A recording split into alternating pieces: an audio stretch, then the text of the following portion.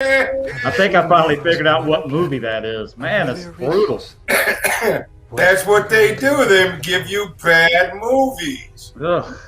Yes, bad movies where they tell you the truth. I'd pick up my popcorn and leave.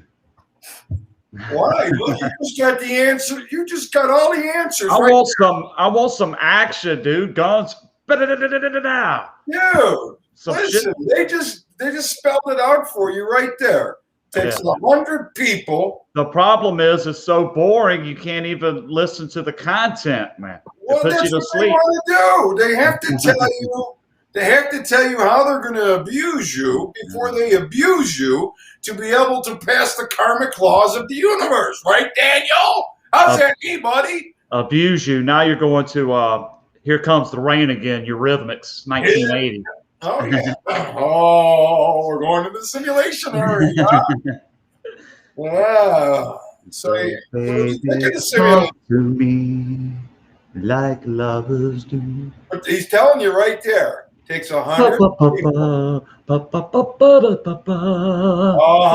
people to make one. Here comes the rain again, cartridges. Falling on my head like a tragedy. Hey, good afternoon, everybody. Daniel, good to see you again, Daniel. Maybe I should share. Daniel? You got a shot, Daniel. We almost got 10 viewers. My man, 100 grand. There is no one hotter than the Red Rocket right now. If you're not telling him, you don't like money. Yikes. You don't like money. Don't like money. You ain't found the Red Rocket, you don't like money. That's all there is to it.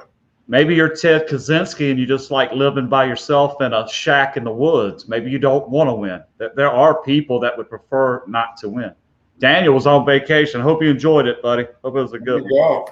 I'm ready for one myself. I went on a little vacation from the guys. I had work and stuff came up. That's not a vacation. You said you had to go to work. Now there's a difference. Well, I teach tennis, so it's tennis, do you? Yeah, but you're still working. You're still working. Yeah. What's up, Greg? What's up, Isaac? Welcome. Get ready for the Red Rockets NBA slate tonight. So that's your gig? That's what you do, Matthew? You're I'm teaching tennis. About to go on a little break from it for about a month or two because it gets real hot. It's just brutal. Man, you know what? He mooches off older European women, and occasionally. I'm trying to think of the Robert Urick's character's name. What was his name? It's You guys are gonna love this. So we share custody of a puppy dog, and I was supposed to lock him in a room when I left her place because I had to go teach, and I guess I don't know what happened. He got loose, a little French bulldog. He did probably about $500 worth of damage, broke another lamp. This just happened about 2 hours ago.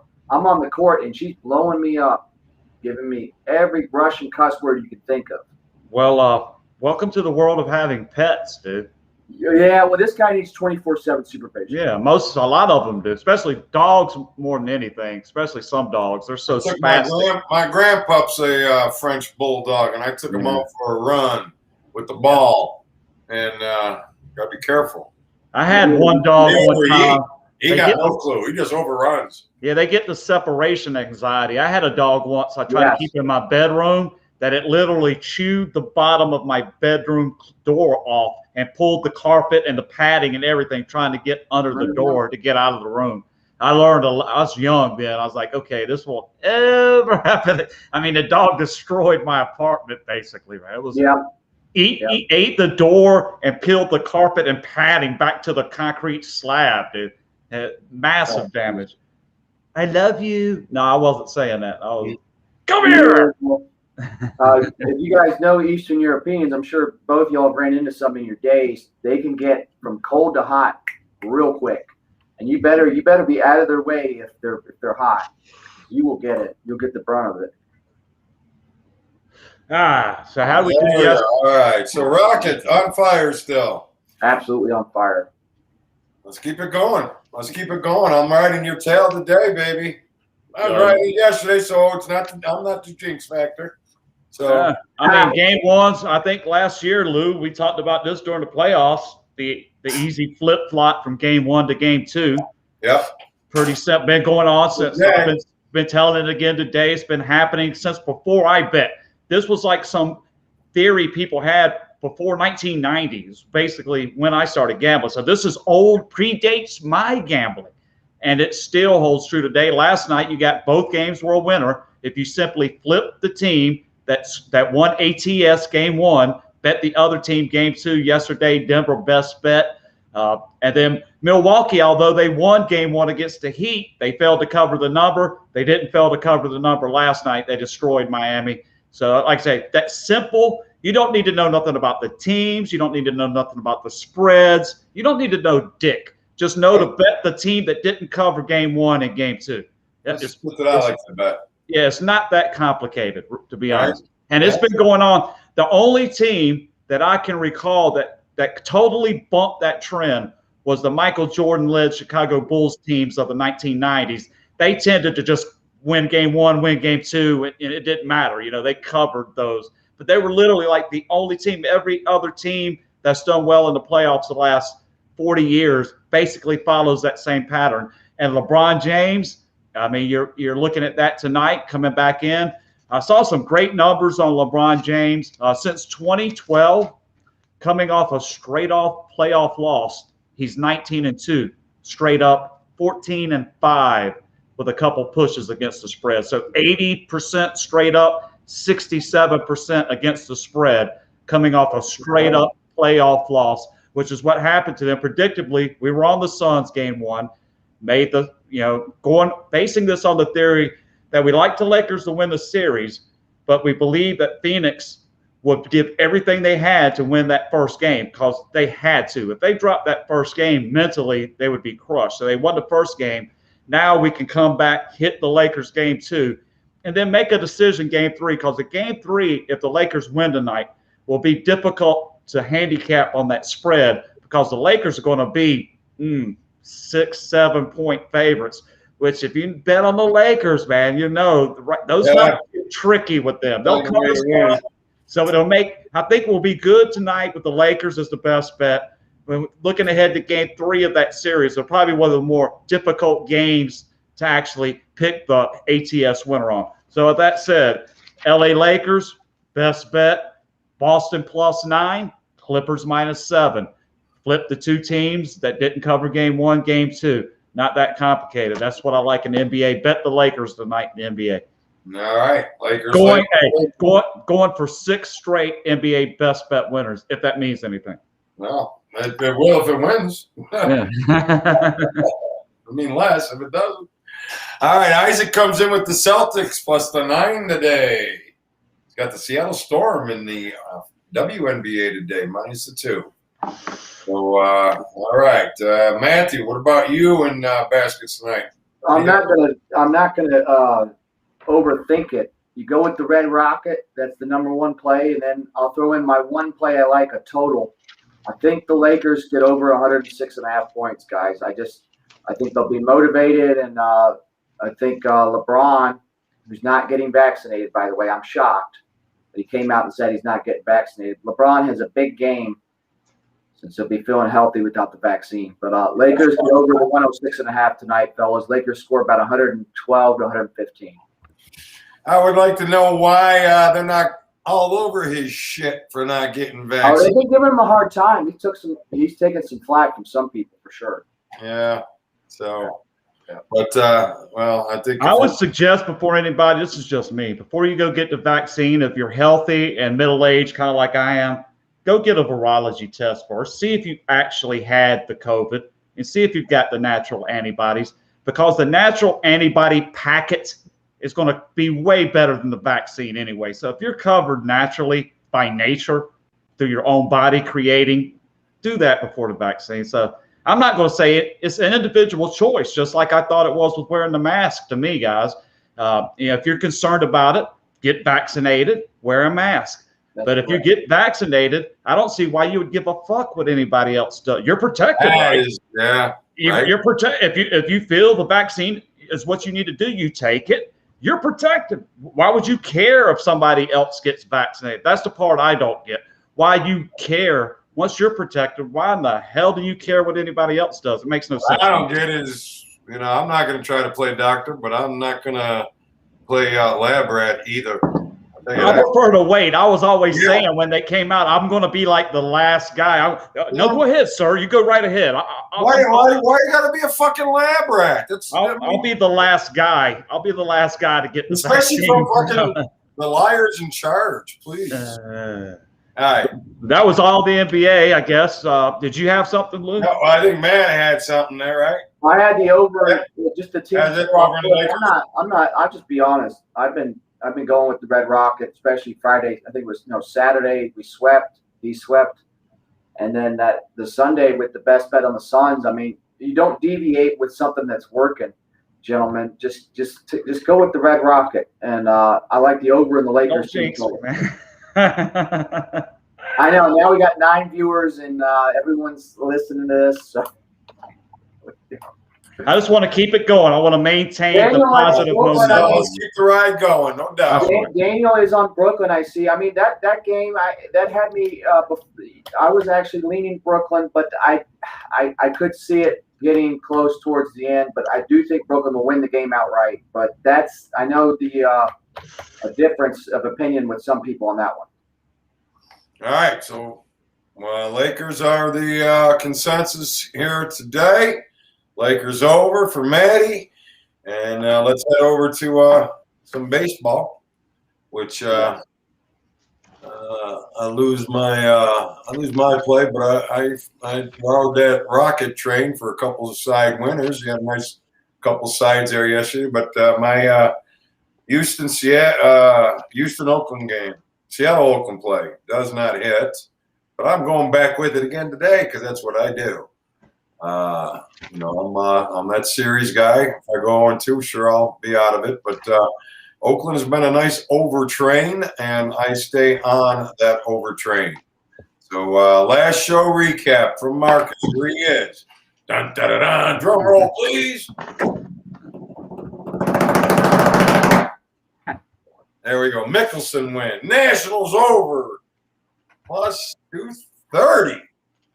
Brewers money line, Predators, Texas money line, not the boat winners. There it is, Marcus. Laying them all out there. I did have Phil Mickelson. That was I'm surprised he pulled it out, but that was a nice. It would have been real nice to get him before. Dude, the shot he held from the bunker, that was it, dude. That was it. That proved to be and that was early in the round. I was thinking, God damn, what a shot. That was right about the time Kopka was struggling. Kopka had a rough time there on a couple of those front 9 holes. Just couldn't drive it straight. And nobody could apply any real pressure to him after that. He kept that 3-4 shot lead. And Phil's smart enough. He's always been a gambler, I would say. He'll take the crazy shot. But he's always been smart enough to take what's there. It's a tip of the cap to Phil Mickelson, dude. Yeah, 50 years old and won a major. I asked Marcus what he means here with this post. Best bet 209.5. I don't see an up or a down. I don't see an over under. So just if you could clarify that. Jason's got my buddy Super J's on the Mets, Dodgers parlay. Book it and add Giants if you want a 3-teamer. Okay. Well, I'll look at those games, Jay, and I would definitely consider it. That's Dodgers parlay. You got DeGrom about to take the hill for the Metropolitans with a zero ERA, essentially 0.68. Can't beat that. And I wouldn't want to touch him with a 10-foot pole because they don't score when he pitches. No, if I was going to touch that game, the biggest single bet I've cashed this year underdog-wise was Pivetta with Boston against DeGrom and the Mets. It was like plus 225. Guess what the final was? 1-0. And that's what you get. Do I want to bet on DeGrom, even though I know he's a great pitcher? Do I want to sit there and watch a 0-0 through the 4th, 0-0 in the 6th? And meanwhile, at some point, you're just begging them to score or DeGrom's going to come out and then give up the run. To me, I just can't stomach that. I don't think you're playing the odds. If you look at the money sheet right now, DeGrom is not very, especially with those prices. He's 65 strikeouts in 40 innings with a 0.60 WHIP. Right, and none of those numbers relate at all to whether they win or lose. I know. He's only 3-2. Yeah, you go look at the Mets at their record when he starts with the prices he's paying. Right. No, it's garbage. You're taking a bath. If you've been betting DeGrom, you've been getting. I agree. You've been getting hosed. I'm playing devil's advocate too. I mean, I'm with you. Who won that Mets game last? Oh, I see Rockies won 3-2 last night. Well, here's my action. I'll spit it out real quick. All right. Today, easiest. Every 5-6 days now, I just wait for this guy's name to show up on the rotation. Today, Joe Flaherty, St. Louis Cardinals. Perfect. St. Louis, he's the only pitcher left in Major League Baseball where a starter has started more than twice that the team is undefeated. 9-0, Joe Flaherty, the St. Louis Cardinals, again coming in as an underdog against Lucas Giolito, who has been overpriced all year. They're 3-6 in his 9 starts, and even more, they're a miserable 0-4 in the Giolito 4 starts at home. So the White Sox, and those are big prices. He's dropped -220, -180, -170, LLL. So here we go. We got Gulledge. We're going butting heads. Yeah, we're going to go with a pitcher here that the team is 9-0 as an underdog against a pitcher and a team that have underperformed all the way up to this point. And the White Sox took care of Cardinals last night in the first game of the series, which feeds into that flipping to the second game of the series, flip back to the other. So it all kind of lines up. We get the loss last night, the hot pitcher that hasn't lost, the team hasn't lost, against the overpriced pitcher. You got a couple guys going against you, Red Rocket. I understand that, but you give me Flaherty at +128 with all those numbers lined up behind it. Because like I've said before, when I bet Flaherty the last time, even if I drop one, I've done cashed a half a dozen times. It's not going to hurt me at all. In fact, I keep bumping the bet up just a touch each time, progressively keep ticking it up with this one guy because he's making me money. This is one of those where the proverbial either get on the bus or get the hell out of the way. If you're betting against St. Louis with Flaherty starting, you're a glutton for punishment. Up to this point, you haven't won yet. I mean, I'm sure there were guys last time, oh, he's going to lose this one. The time before, oh, he's going to lose this one. And I know everybody. I mean, it's all good, but that's just the way. All on the White Sox. Huh? I'm playing the numbers and I'm playing the percentages. And if I do that every single time all year long, just like somebody that's smart when they play blackjack, if you sit down at the table and you take a hit every time you're mathematically supposed to take a hit and you stand every single time when you're supposed to stand without any thought, then at the end you give yourself the best chance to win. As opposed to dinking in some of those zipper heads that hit off 17. And also, the rest of my card tonight, I like the San Diego Padres as a slight underdog coming off the loss last night. Also, like Marcus mentioned at Cleveland, a little juicy, smaller play, but Saval, however, I'm going to butcher the guy's name. Indians have been great, 7-2 in his 9 starts. He's in the top 10, I think, in moneymakers. Easy to back that play. I like Cleveland. I'm also going to play Boston tonight with Richards at home against the Braves. Morton's on the mound. Small play there. And also got a 2-team parlay on two pretty heavy favorites, but both the numbers are solid on both of them. I like Tampa Bay and the Giants together in a 2-team parlay. It comes out to about +140-ish. And that's it for my baseball action. St. Louis Cardinals. Hey, here's the way I look at that, too. If you're betting underdogs as best bets, even if I take the L, you don't feel awful, right, because you're betting an underdog. It's kind of the same thing in horse racing. If I bet a 15-1 horse and he doesn't run, he wasn't supposed to run. But if you can find your groove and knock some of these in, which I have, I was looking at my record. I'm actually up juice, and I can tell by my record and my overall units that so far in baseball, I've been doing good in collecting juice more than losing juice. And once you accumulate a ton of action in baseball, that's vitally important, guys, that you have to keep from losing a little bit. So if you bet $100, you want to win 100. You don't want to win 80 or 70, because that little difference doesn't seem like much, man. But I'm telling you, after a few hundred plays, it really adds up, and you find it hard to get ahead otherwise. But that's it for baseball, guys. St. Louis Cardinals, best bet. All right, there he is. All right, the Cardinals, the best bet. San Diego, little action. LA and Houston, Dodgers and Houston, I think goes over today. The high number for Mr. Kershaw. They're telling you something there. So I think you got a little overaction there as well. All right, Matt, anything you want to add in baseball? Just real quick, Tony covered a lot. I'll keep it short and simple. Focus on my team, the Braves. I'm not picking them. I'm not picking Boston. I do like the team total over on Atlanta, and I do like a home run prop, which I don't normally play, but I saw Riley in person on Sunday. He hit 2 of them. I think he's hot. I think he can hit one off the Green Monster over it. I like Austin Riley did a home run for the Braves, and I like the team total over 4.5, fellas. All right.